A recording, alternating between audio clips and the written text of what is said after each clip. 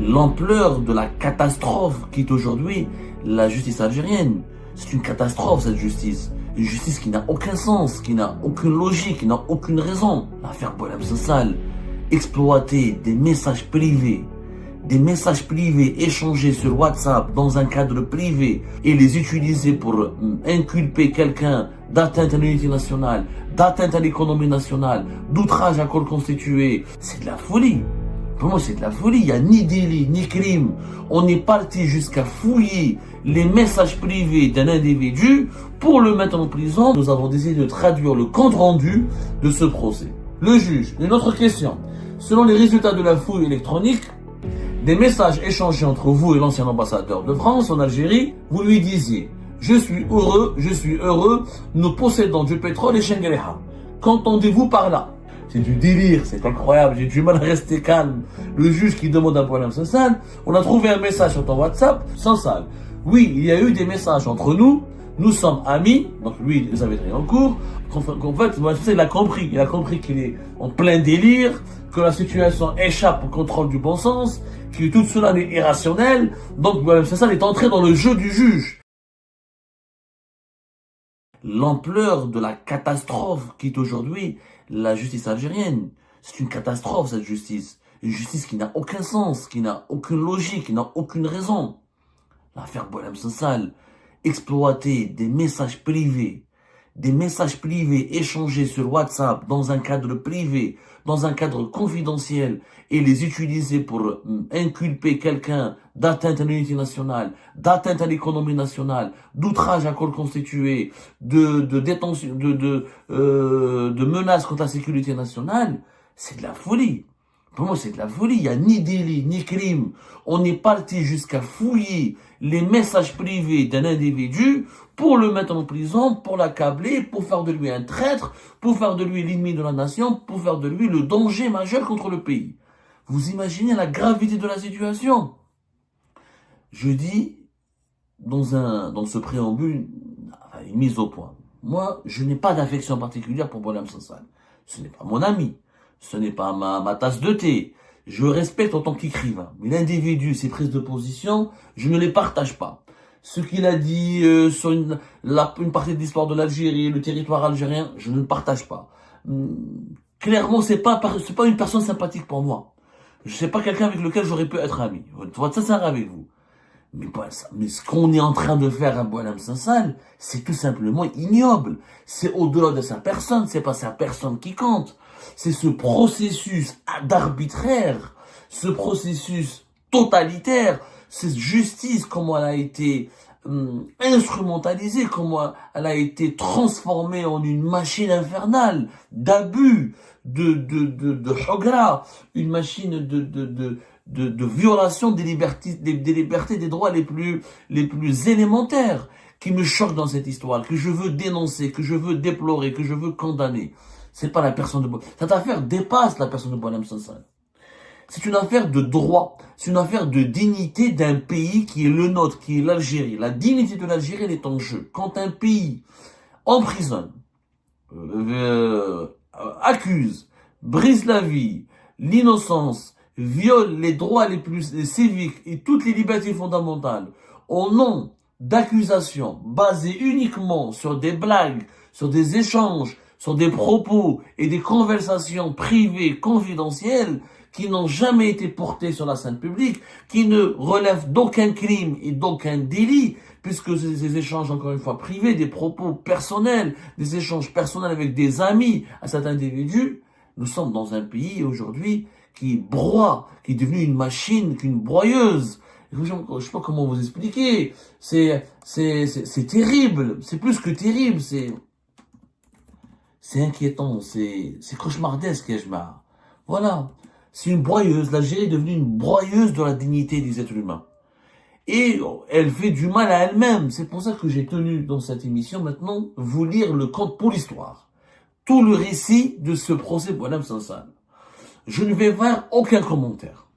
J'ai fait le commentaire dans une première émission, j'ai donné les extraits des faits, j'ai donné le résumé des faits, j'ai donné des extraits des messages privés qui ont été évoqués, utilisés, instrumentalisé par les juges du tribunal d'Al-Baïda pour demander, pour requérir 10 ans de prison ferme contre Boualem Sansal et pour justifier sa mise en détention et son arrestation depuis le 16 novembre 2024. Donc, cette fois-ci, je ne vais pas faire de commentaires. Nous avons décidé de traduire, à Algérie Park, nous avons décidé de traduire le compte rendu de ce procès. C'est-à-dire que nous avons décidé de vous faire le récit des faits et des témoignages, le récit des faits et des propos des juges algériens et de leurs échanges avec Boualem Sansal. Je vais juste vous lire ce résumé. Et à vous, ensuite, de faire votre propre opinion.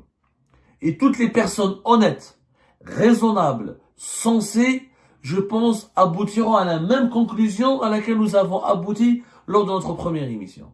C'est du délire. Condamner quelqu'un, le mettre en prison, vouloir le condamner, vouloir le juger, l'incarcérer, l'accabler sur la base de messages privés où il y a des blagues, où il y a des traits d'humour, ou des échanges, des propos totalement innocents parce qu'ils sont tenus dans un cadre privé amical, et faire de cette affaire une affaire, un scandale d'État, se brouiller avec la France, une partie de la communauté internationale, s'attirer les foudres des institutions et des ONG internationales sur là-bas pour un scandale qui n'existe pas. Alors on pensait que c'était à cause d'une interview. Ce n'est même pas l'interview qui a été retenue uniquement dans le dossier Boualem Sansal. C'est des conversations privées d'une messagerie cryptée qui est WhatsApp. Et ces conversations sont généralement et majoritairement des commentaires personnels pour de l'humour, pour de la rigolade et pour des taquineries. On crée, on provoque un scandale diplomatique international et un scandale d'État. Et on fait croire aux Algériennes et aux Algériens que le pays menacé par un lobby, par une conjugaison d'efforts et de manœuvres d'un axe du mal qui va du Maroc en passant par la France jusqu'à Israël, sur la base de quoi? Sur la base de plaisanteries. Voilà, sur la base de plaisanteries et de messages privés sur WhatsApp. Comment voulez-vous qu'on ne s'inquiète pas de l'avenir de l'Algérie, qu'on n'ait pas peur pour l'avenir de notre pays face à de tels délires? Alors, je vais vous faire aujourd'hui, maintenant, dans cette émission, uniquement le résumé. Uniquement le résumé. Dans la salle 2, le résumé de ce qui a été dit. Le résumé de tous les propos, de tous les faits qui ont été rapportés, qui se sont produits lors de cette audience pour le procès en première instance au niveau du tribunal d'Al-Baïda de Boualem Sansal. Dans la salle 2 du tribunal d'Al-Baïda, à Alger, lors d'une audience de routine très ordinaire en matière d'ordre public et de délai ultérieur, Sansal a été le 4e accusé à comparaître devant le tribunal, confirmant que, comme ses autres accusés, il n'y a pas de préférence en termes de procédure d'un procès équitable. Seulement 20 minutes ont suffi à la justice algérienne pour démentir les fausses allégations empoisonnées que certains haineux ont tenté de véhiculer contre l'Algérie, au sujet de pressions présumées et de tortures fabriquées, car l'Algérie est un État avec ses institutions souveraines qui ont jugé lors d'une audience publique et non par la vengeance. La justice a élevé l'étendard de la vérité au-dessus de toute considération. Le juge appelle Boualem Sansal. Il lui demande de se présenter et lui demande si vous êtes prêt pour le procès. Où est votre défense? Ce à quoi le romancier a répondu, j'ai décidé d'annuler la constitution de la défense et je suis prêt à répondre à toutes les questions que le tribunal me pose. Donc il n'avait pas d'avocat, Boualem Sansal.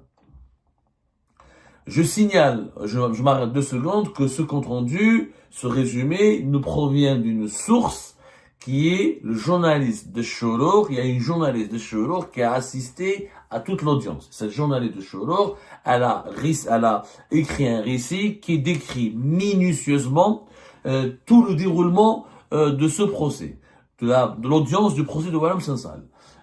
Donc, c'est une source qui a écrit ce récit en arabe. Nous avons préféré le traduire en français pour que toutes les Algériennes et les Algériens puissent prendre connaissance de la gravité de la situation et puissent comprendre ce qui s'est réellement passé, pour qu'ils puissent accéder à la vérité tout simplement. Donc, bien sûr, Chorour est une source proche du pouvoir algérien, donc c'est un journal qui roule pour le pouvoir algérien, donc il a c'est pour ça que vous avez trouvé des commentaires largement favorables à ces procédures kafkaïennes, comme on dit, c'est-à-dire des procédures complètement absurdes attentées contre Boualem Sansal.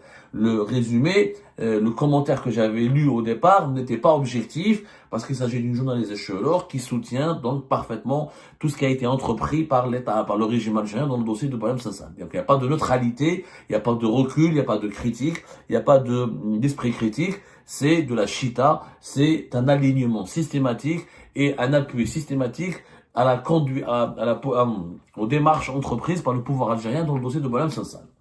Je poursuis. Alors, le juge procède au procès et confronte Boualem Sansal aux accusations portées contre lui par le juge d'instruction. Tandis que ce dernier ne semblait pas nerveux ou troublé, mais écoutait avec concentration ce que le juge disait, bien qu'il doive parfois s'approcher de lui en raison de sa faiblesse auditive. Cette interaction était de mise tout au long de la séance, car l'accusé faisait un pas en avant chaque fois qu'il avait besoin d'entendre clairement la question, tandis que le juge le traitait patiemment, répétant quelques phrases pour clarifier les questions posées. Malgré le poids des accusations auxquelles il fait face, Sansal n'a pas essayé d'éluder la réponse, mais a plutôt répondu directement et clairement, parlant sur un ton calme et sans émotion. Tandis que la séance a été caractérisée par une douceur, car aucune tension ou querelle n'a été enregistrée, mais s'est déroulée dans un cadre discipliné et le tribunal ne lui a imposé aucune restriction, ce qui reflète le respect des procédures légales et la garantie du droit de l'accusé à se défendre librement. Voilà. Face à face, donc, le juge interroge. Sans tarder, le juge procède à l'interrogatoire de l'accusé Boualem Sansal. Et toute cette audience a duré 20 minutes. Uniquement 20 minutes, je le précise encore une fois, pour un scandale qui est devenu planétaire et international et qui a provoqué la dégradation historique des relations d'Algérie et la France. Voilà le fond de ce scandale. Le juge, parlez-vous arabe? Le juge qui parle à Boualem Sansal. Parlez-vous arabe? Sansal. Monsieur le Président, franchement, je ne la maîtrise pas. Je ne maîtrise pas la langue arabe. Le juge, El Derija. Nous parlons en langue familière, en langage familier. Essayez de répondre autant que possible et de comprendre des questions qui vous seront posées. Le prévenu, Boualem Sansal, je ne comprends pas non plus le dialecte, Monsieur le Président. Le juge demande à Sansal son nom complet. Vérifie son identité, sa date de naissance et ses informations personnelles. Puis énumère les accusations. Délit d'atteinte à l'unité nationale, outrage à corps constitué, des pratiques qui nuisent à la sécurité nationale et l'économie nationale, possession de vidéos qui menacent la sécurité nationale, possession de publication de vidéos qui menacent la sécurité nationale. Voilà de quoi est accusé Boualem Sansal. Reconnaissez-vous ces accusations ou niez-vous? Le juge demande à Boualem Sansal, reconnaissez-vous ces accusations ou niez-vous? Sansal, non, Monsieur le Président, je nie catégoriquement ces accusations. Le juge, une fouille électronique de vos appareils, y compris un téléphone portable, a permis de découvrir un message adressé à une personne nommée Yazid, qui appartient au mouvement MAC, lui disant que vous êtes satisfait de ce que l'organisation fait pour obtenir l'indépendance et la sécession de la région de la Kabylie. Message privé, WhatsApp, le juge confirme que l'accusation est formulée sur la base d'un message privé qui a été extrait d'une conversation sur WhatsApp. Boualem Sansal répond, je ne lui ai pas envoyé, Monsieur le Président. Donc il dément avoir envoyé un tel message où il dit qu'il est satisfait de ce que fait le MAC et de ce que la Kabylie réclame son indépendance.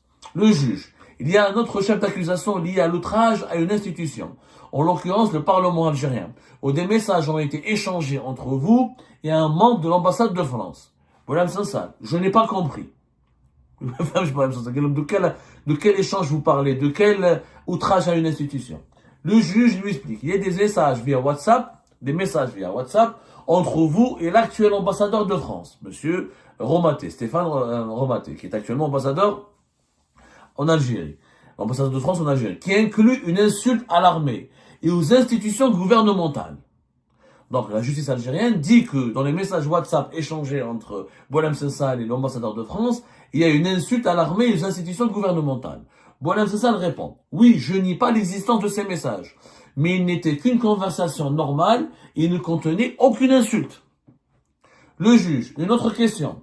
Selon les résultats de la fouille électronique, des messages échangés entre vous et l'ancien ambassadeur de France en Algérie, où vous exprimez votre satisfaction face à la situation actuelle en Algérie, et ont été trouvés, vous lui disiez, je suis heureux, nous possédons du pétrole et Shengereha. Qu'entendez-vous par là? Donc le juge, il interroge monsieur Madame Sansal, c'est du délire, c'est incroyable, j'ai du mal à rester calme. Le juge qui demande à Madame Sansal, on a trouvé un message sur ton WhatsApp où tu dis à l'ancien ambassadeur de France en Algérie, qui est Xavier Driancourt, nous possédons, je suis heureux, nous possédons du pétrole et Shengereha. Pourquoi vous avez dit ça à Xavier Driancourt? Sansal.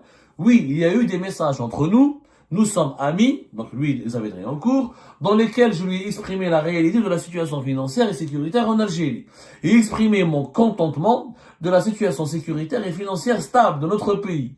Cela n'inclut aucune insulte ou moquerie. Je n'avais aucune mauvaise intention derrière ces messages. Donc même pour c'est ça, en fait, il a compris qu'il est en plein délire, que la situation échappe au contrôle du bon sens, que tout cela est irrationnel. Donc c'est ça, il est entré dans le jeu du juge. Il s'est plié à ce jeu, aux règles de ce jeu.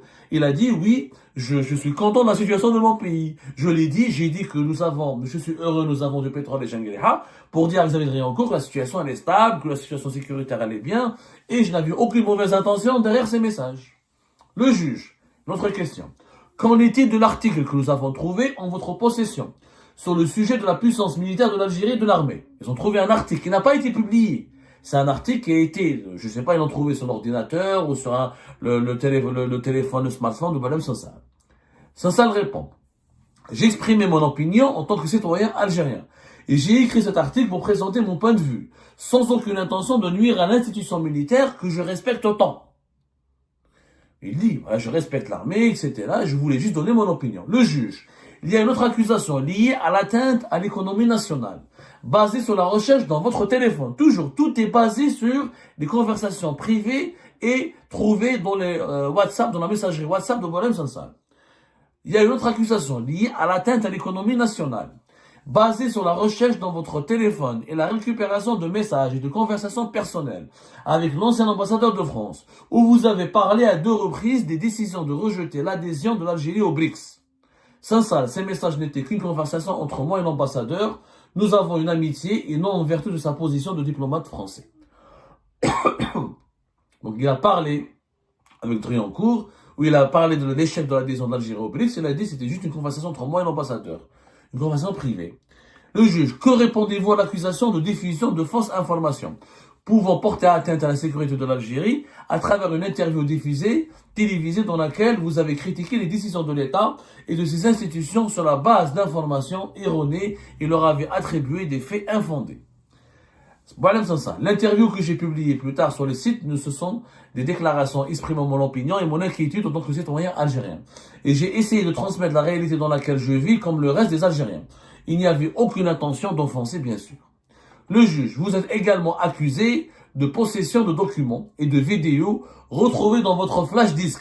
Donc, il y a un flash disk dans lequel Madame Sansal avait mis des vidéos et des documents qui portent atteinte à l'ordre public et à la sécurité du pays. Quel est votre commentaire?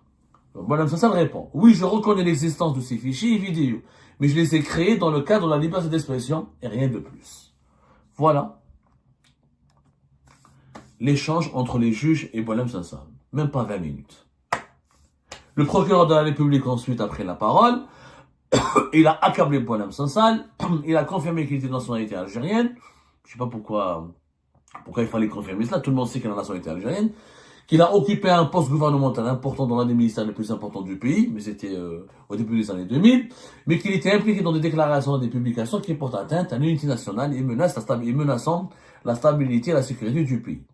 Et c'est pour ça que le procureur de la République a demandé une peine de 10 ans.